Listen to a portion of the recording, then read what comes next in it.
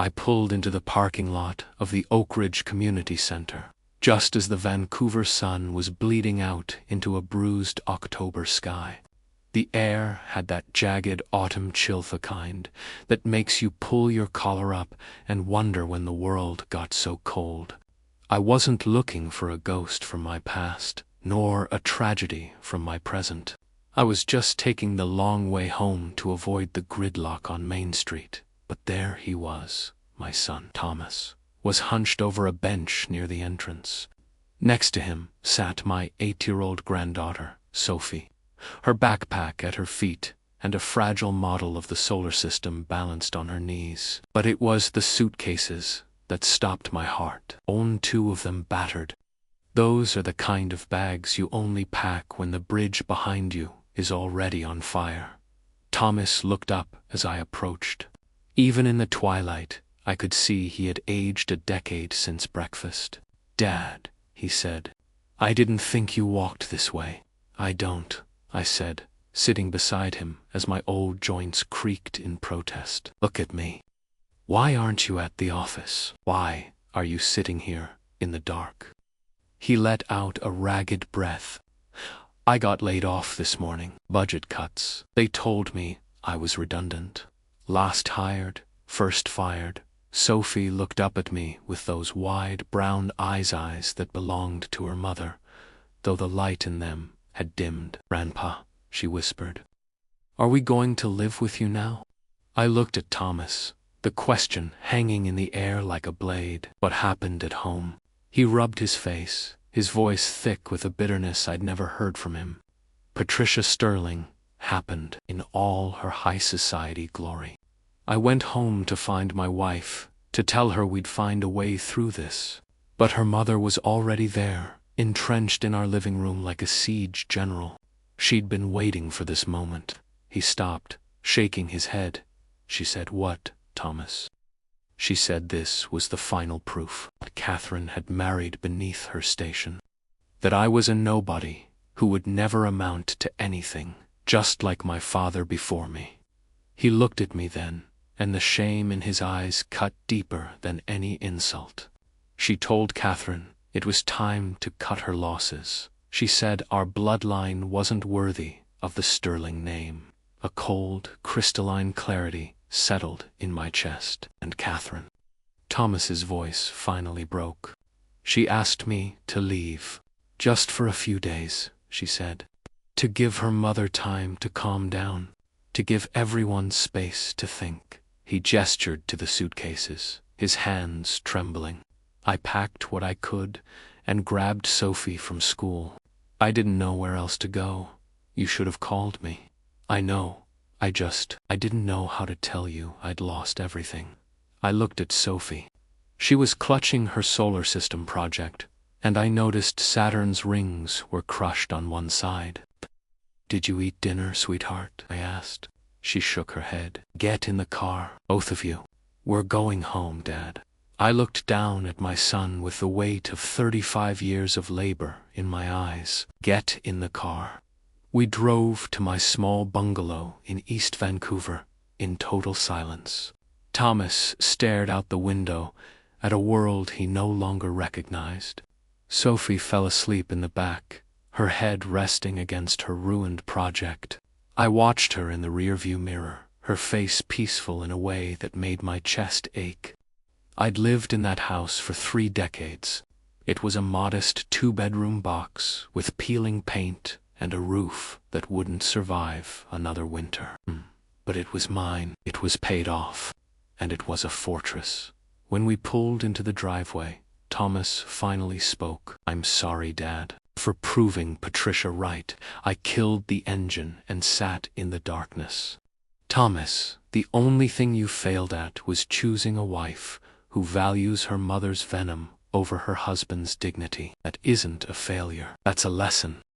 "She called you a waste, Dad. She said you spent your life in a textile factory, and I was destined to do the same. She said Sophie deserved better than to grow up around failure." I let that hang in the air for a moment. "Let's get Sophie inside. We can talk after." I made grilled cheese and tomato soup, the kind of simple comfort that feels like a hug. After I tucked Sophie into the guest bed and read her a story about a girl who could talk to animals, I found Thomas at the kitchen table, his head buried in his hands. I poured 2 coffees. It was past 9, but this was a conversation that required caffeine and truth. "Tell me everything," I said. He told me how Patricia had tried to poison their marriage from the wedding day onward, how she'd made subtle comments about his job, his family, his lack of pedigree, and how Catherine had defended him until now. "I thought we were strong enough," Thomas whispered. "The second the money stopped, Catherine didn't even fight. She said her mother had valid points. 9 years of marriage, dad, an 8-year-old daughter. And she asked me to walk out into the street because her mother was uncomfortable." He looked around my modest kitchen. "Patricia was right about one thing. I'm just like you. I worked hard my whole life, and I have nothing to show for it. No safety net, no backup plan, just your couch." I sipped my coffee, watching the steam rise, and realized that Thomas saw a dead end where I saw a beginning. He thought we were nobodies. He was about to find out exactly who his father was. I set my coffee cup down with a deliberate, heavy click and looked at my son. Really looked at him. "Thomas," I said, my voice dropping to a low, steady hum. "There are some things you don't know about me." He frowned, the exhaustion still etched into his brow. "What do you mean?" "I mean that Patricia Sterling doesn't know everything. Catherine doesn't know everything. Thomas. Even you don't know everything." I stood up and walked to the small, unassuming bookshelf in the corner of the living room. Behind a row of dog-eared paperbacks, I pulled out a plain black folder. I had kept it there for years, a silent sentinel, waiting for a day I hoped would never come. I brought it back to the table and laid it open before him. Inside were not just papers, but a ledger of a secret life, legal documents, investment statements, and corporate filings. Thomas stared at the rows of numbers, his confusion deepening. "Dad, I don't understand. What is this? When you were young, we didn't have much. You remember the shifts, the overtime at the textile factory?" He nodded slowly. "I worked 30 years in that heat for every penny. Your mother cleaned houses until her hands bled. We did it so you would have the life we never dreamed of. But what you didn't know is what I did after your mother passed."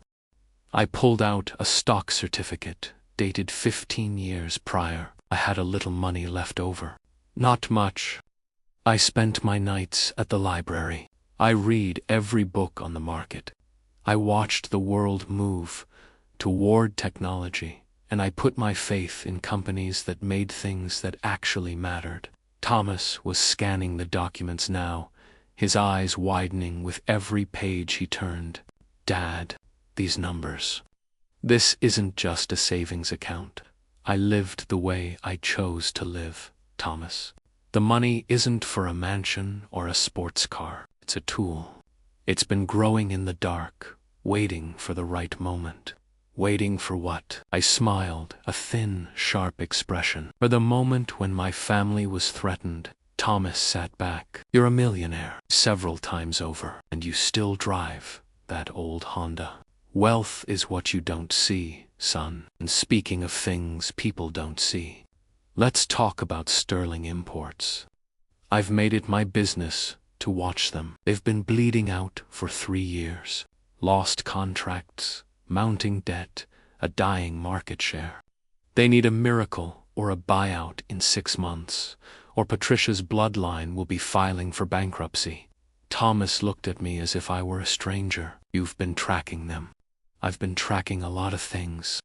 Their biggest rival, Pacific Trade Solutions, is looking to swallow their distribution network. It would be the perfect acquisition, and I happen to be the largest private shareholder of Pacific Trade.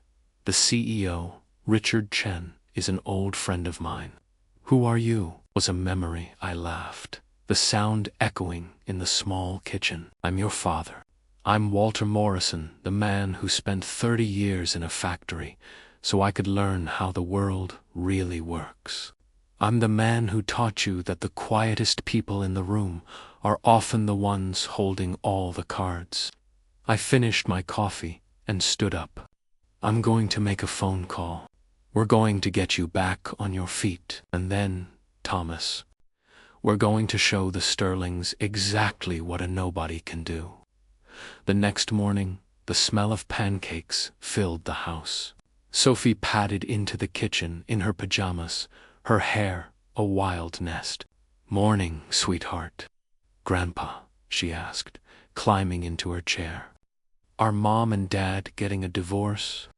The innocence of the question hit me like a physical blow. "I don't know yet, Sophie. But whatever happens, your dad and I are going to make sure you are safe. You know that, right?" She nodded, her face small and worried. "Tell you what. After breakfast, we're going to fix Saturn's rings. We'll make them stronger than before." We spent the morning at the table, reshaping the wire and glue. Sophie told me that Saturn's rings survive because they are flexible. They bend so they don't break. I told her that was the best lesson I'd heard in years. By 10 a.m., Thomas emerged, looking like a man who had finally slept without the weight of the world on his chest. We sat down and mapped out the logistics, her school, his resume, and the finances. "I can't just take your money, Dad," he protested. "You're not taking it. I'm investing in my son. There's a difference." That afternoon, I stepped into my office and dialed a number I knew by heart. Richard Chen answered on the second ring. "Walter," he said, his voice warm and booming. "It's been too long. What's on your mind?" "I'm calling about Sterling Imports, Richard. I think it's time we discussed that acquisition." There was a prolonged silence on the line. Finally, Richard spoke. "I'm listening, Walter. I know you've had your eye on them for a while. I also know they're on the edge of a cliff. I want to accelerate the timeline," I said, my voice steady. "I want you to make an offer. A generous one, but it comes with conditions." "What kind of conditions?" I told him. By the time I hung up, the machinery of high finance was grinding to life. Over the next 2 weeks, I watched my son become the man I always knew he was. Thomas didn't just look for work. He hunted. He refused to let the Sterling venom paralyze him.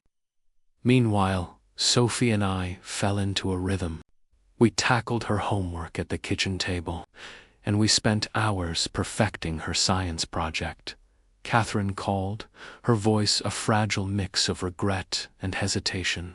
She wanted Thomas home, but the condition remained: choose him or choose her mother's shadow. "I'm not coming back to be a ghost in my own house, Catherine," Thomas told her, his voice firm. "And I won't let Sophie grow up thinking respect is optional." On Tuesday of the 3rd week, the tide turned. Thomas was offered a project management role at a solid firm. It wasn't the top of the mountain, but it was a path upward. "I start Monday," he told me, a genuine grin finally breaking through the exhaustion. "I can finally start paying you back, Dad." "You don't owe me a dime," I said. "You just owe yourself a future." That weekend was Sophie's science fair. We stood by her display as she navigated the solar system for the judges with a confidence that brought a lump to my throat. When she reached Saturn, she touched the rings we had repaired together. "This one is my favorite," she told the judges. "The rings have survived for millions of years because they're flexible. They bend so they don't break. My grandpa taught me that." As we walked to the car, my phone vibrated. Richard Chen's voice was triumphant. "It's done. Sterling Imports accepted the offer. The signing is Friday morning, and the conditions, every single one, is in the contract." "Thank you, Richard." "Walter, I have to ask, why the public apology?" Why make it a legal requirement? It's unorthodox. Because, Richard, some people need to learn the hard way that you can't put a price on dignity. Friday morning, I pulled my best suit out of the back of the closet, the charcoal one I'd bought for my wife's funeral. I polished my shoes until they mirrored the morning light. Thomas watched me, a realization finally dawning in his eyes. Downtown business meeting, I told him. Closing a chapter. The boardroom at Pacific Trade Solutions was a cathedral of glass and steel. Patricia Sterling sat across the table, flanked by lawyers who looked as tired as she did. She looked haggard. The weight of a dying legacy had finally bowed her shoulders. I sat quietly in the corner, a nobody in a cheap chair, watching the lions realize they were in a cage. Patricia was fighting for terms, for scraps of a life she could no longer afford. Finally, Richard cleared his throat. Before we sign, there is the matter of the final condition, the public statement. Patricia went bone white. What are you talking about? Richard slid the document across the table. It was an admission of elitism, an apology for the mistreatment of those she deemed inferior, and a public acknowledgement of the company's moral failings. I will not sign this, she hissed. Then there is no deal, Richard replied, and your creditors will be here by noon. Her lawyers leaned in, their whispers urgent. They knew the math. This was her only lifeline. That was the moment she finally looked at me. You, she spat, her voice trembling. What is a factory worker doing in this room? I'm here as the primary investor, I said, my voice cutting through her rage like a scalpel. Richard, would you mind the introduction? Patricia, Richard said, with a thin smile. This is Walter Morrison. He is the largest private shareholder of this firm and the architect of this entire acquisition. The silence that followed was absolute. You did this, she whispered. You orchestrated my ruin. I facilitated a transition, I corrected her. Your company was failing because of your leadership. I'm just the man who decided to hold you accountable for how you treated my family. You looked at my son and saw a failure. You looked at me, but worth isn't measured in the name on the building, Patricia. It's measured in character, in resilience, in the way you treat people when you think they have nothing to offer you. I leaned forward, the power in the room shifting entirely to the corner where I sat. You'll walk away with enough money to live, but you will walk away without your pride. That is the price for your cruelty. With a hand that shook so violently, she nearly tore the paper. Patricia Sterling signed, clawing for any shred of dignity, but Richard remained an immovable wall. When the final ink dried, Patricia stood up without a single word, her eyes fixed on the door, and walked out. I never saw her again. That evening, I sat with Thomas in the same living room where I'd raised him. It was the room where he'd learned to walk, where we'd read his first books, and where he'd eventually grown into the man he was today. Sophie was fast asleep, leaving a heavy, reflective silence between us. You did all of that for us, he said quietly, the weight of the revelation still sinking in. I did it because it was right, I replied, and because nobody gets to tell my family they aren't worthy. What about Catherine? That's your choice, Thomas. But whatever you decide, you'll decide from a position of strength, not desperation. He was quiet for a long time before he spoke. I think I need to talk to her. Really talk. Not about her mother or the money, but about whether we still want the same life. About whether she can actually be the partner I need. That's wise, I said. And if she can't, you're stronger than you think, Thomas. You always have been, Catherine called. 2 days later, her voice trembling. She had seen the news. She had read the public apology that was now being dissected by every business publication in Vancouver. She knew your father did this, Catherine whispered. Patricia is devastated. She's barely speaking to me. Thomas didn't take the bait. "Catherine, do you think I'm worthy? Not just good enough, or trying my best, but truly worthy of your respect, your loyalty, and your partnership?" There was a silence on the other end that felt like an eternity. "I don't know," she finally admitted. That was all Thomas needed to hear. The divorce took 6 months. It was civil, as far as those things go. Catherine kept the house, but Thomas walked away with primary custody of Sophie.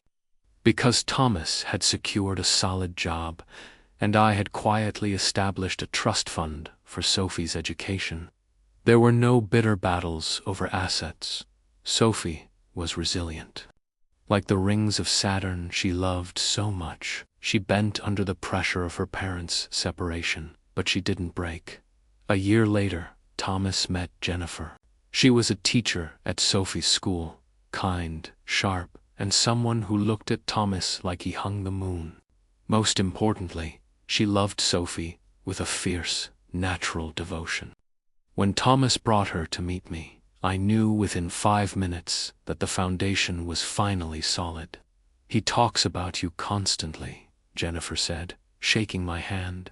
"He says you're the strongest person he knows. He's kind to say so." I demurred. "It's not kindness," she replied firmly. "It's the truth." We had dinner that night, Thomas, Jennifer, Sophie, and me. We shared stories and laughter, and Sophie showed Jennifer her science fair trophy, which now held the place of honor on my mantle. "Grandpa says that being flexible is more important than being hard," Sophie explained, pointing to the repaired rings of her model. "That's how you survive." Jennifer smiled at me. "Your grandpa sounds very wise." After they left, I sat in the quiet of my home with a cup of tea. I thought about Patricia Sterling, who had valued a manufactured status over human substance and paid the ultimate price for her vanity. I thought about Thomas, who had learned that being knocked down is a temporary state, not a permanent identity. I had spent 30 years in a textile factory. I lived simply, saved carefully, and moved in the shadows of the financial world. I never needed the world to know what I had. It's about the power to protect the people you love when they need you most. Patricia Sterling thought I was a nobody.